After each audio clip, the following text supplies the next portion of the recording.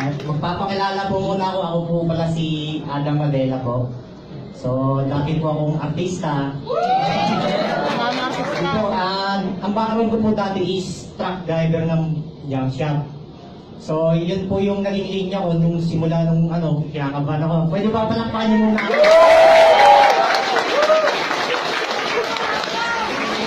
Nung gumraduate ako ng 4th year, wala na akong pang-college. Ang pangarap ko kasi maging driver eh. Kaya nag-apply ako sa junk shop, naging driver po ako doon.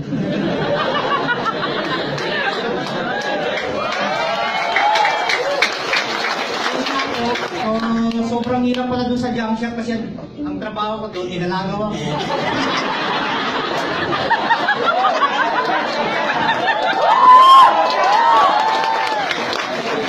Ang trabaho ko doon po, magkarga ng bakal, tapos mag-drive.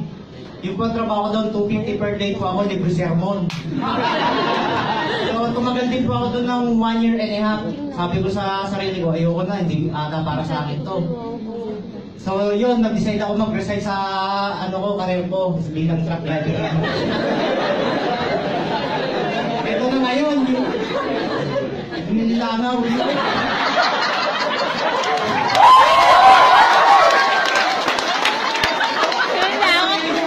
Physical therapy siya. Sabi niya sa akin, Adam, meron akong negosyo. Sabi ko, itulog at iligo mo yan. Sabi ko, anong negosyo yan? Hindi niya kaya sa akin i-explain. Ngayon, sinama niya ako dun sa upline niya, babae po. Nung sinama niya ako sa upline niya babae, hindi rin kaya i-explain, puro lang na lang. Ito, maganda to. Next day, yun na, dinala na ako sa upline ko, si upline Rafael Vergara. In-explain sa akin ngayon yung negosyo. Sakto may pera ako noon. Ang galing mo magsalita ni upline. Napamember talaga ako. Nung pambili ko ng second hand na motor, isinugal ko muna dito sa Inglobal. Sabi ko baka kumita ako dito. Sabi natin sa akin ng upline ko, 24,000 per day daw yung pwede natin kitain dito sa Inglobal. Ito na ngayon, yung ginagawa ko na yung negosyo. 24,000 per day daw. Mga isang linggo na, maski 500 balik. Ganun! Sobrang hirap pala na itong networking. Ngayon sabi ko sa upline ko, upline, bawiin ko na yung 798. Ayoko na itong negosyo mo, hindi para sa akin to. Sabi niya sa akin, upline ko, mag-training ka lang at tumuloy-tuloy ka lang. Yun lang pala yung dapat kong gawin. So eto na, nagtuloy-tuloy na ako. Inaaral ko muna siyang maigil. Sabi ng upline ko, simulan mo Adam sa Facebook kasi wala kang itsura.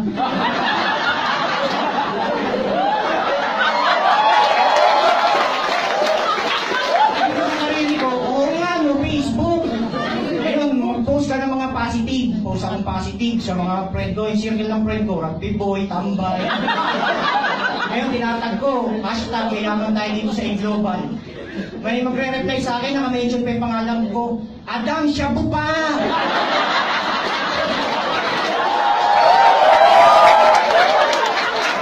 Sabi ko, parang hindi naman ako adik. Palim lang ako sa negosyo. Gusto mo rin ako. Ganun pala yung sa Inglobal, yung mga tropa mo hindi nasasama sa'yo kahit ano-ano pa sasabihin sa'yo. Tapos yung mga classmate ko, chinachat ko, friends, sali ka sa negosyo ko, pwede tayo yumaman dito. Sasabihin sa akin, bakit yumaman ka ba? Hindi ba? Malapit na tayo yumaman. Hindi ba? Sasabihin sa'yo, hindi yan, scam yan. Sobrang sakit sa feeling kasi wala pa akong training nun.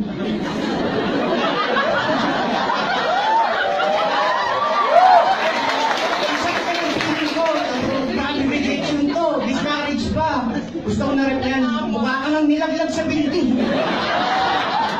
Pero guys, yung ginawa ko itong Inglobal, hindi po naging madali. Sobrang hirap po. Yung rejection nandyan, yung sakripisyo mo, sobrang tinding sakripisyo po ang kailangan natin. Hanggang ngayon po, nagsasakripisyo pa rin po ako eh. Yung sobrang sakripisyo mo, mararanasan mo dito, magutom, yung mga pagsubok. Minsan pagtatawanan ka ng mga kaibigan mo, sasabihin sa'yo kahit ano-ano sasabihin sa'yo. Pero normal yun guys. Ano siya, kailangan natin siyang pagdaanan. Lahat naman po tayo, kailangan sinusubok po ng panahon. Di ba?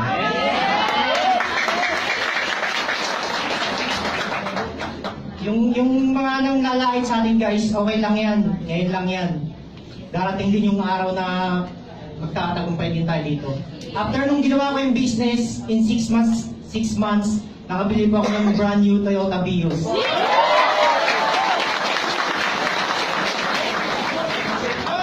After 3 months naman po, naglabas naman po ako ng panibago, Montero Sport.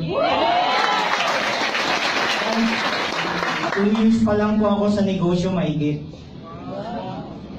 Tinatanong niyo kung bakit ganon. Kasi minamindin ko yung sarili ko, hindi ako pwede mong pabagal-bagal sa negosyo to.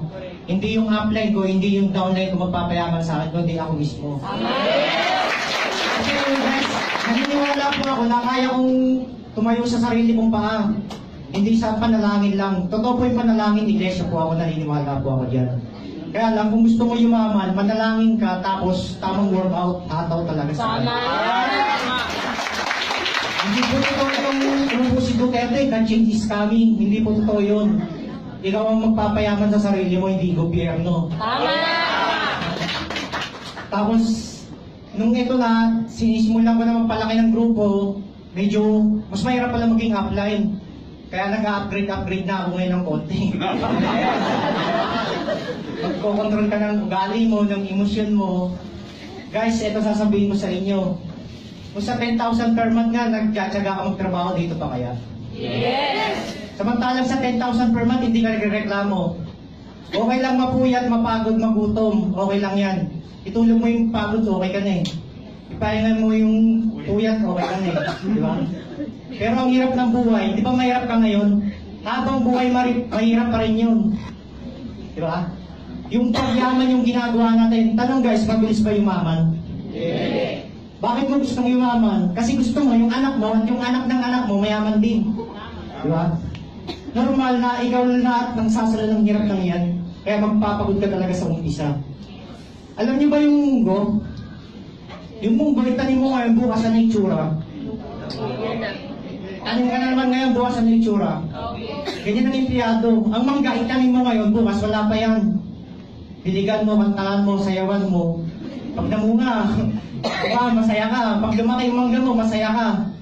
Pag namulaklak, pipitas ka na lang sa mangga mo.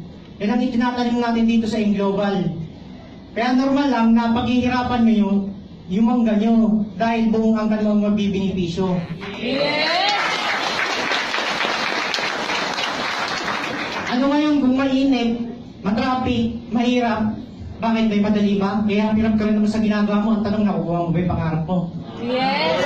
Hindi mag-commit ka, anong dahilan para hindi mo makuha yung nakukuha namin? Mag-commit ka lang na pilitin mong umasenso. Whatever it takes, English yun.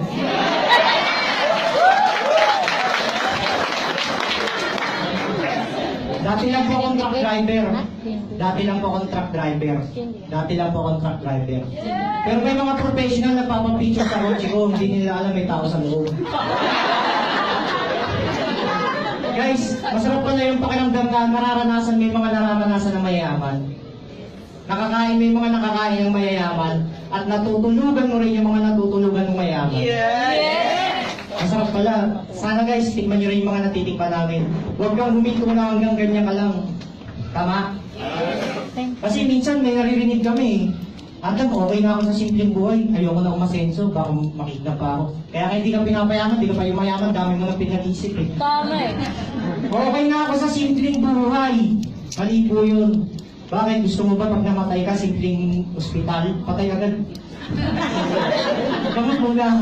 Sakit muna. Pagka nagkasakit ka, gusto mo simpleng gamot, simpleng ospital, simpleng doktor.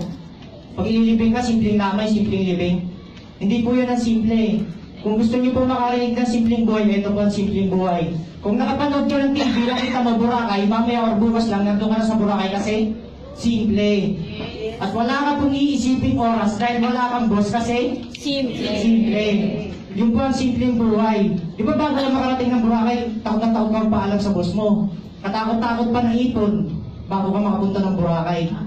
Guys, kung gusto niyo simpleng buhay, tanungin niyo yung anak niyo mamaya. Anak, ikaw ba gusto mo simpleng buhay? Baka ampasin ka ng bulagsak ng anak mo. Ikaw, tatay, gusto mo simpleng buhay, pero kami gusto namin umasenso. Tama? Sana po, na-inspire po kayo sa kwento ko. Kahit wala po akong hindi ko po masyado kunento lahat. Sana nakatulong po, na-motivate po kayo. Maraming salamat.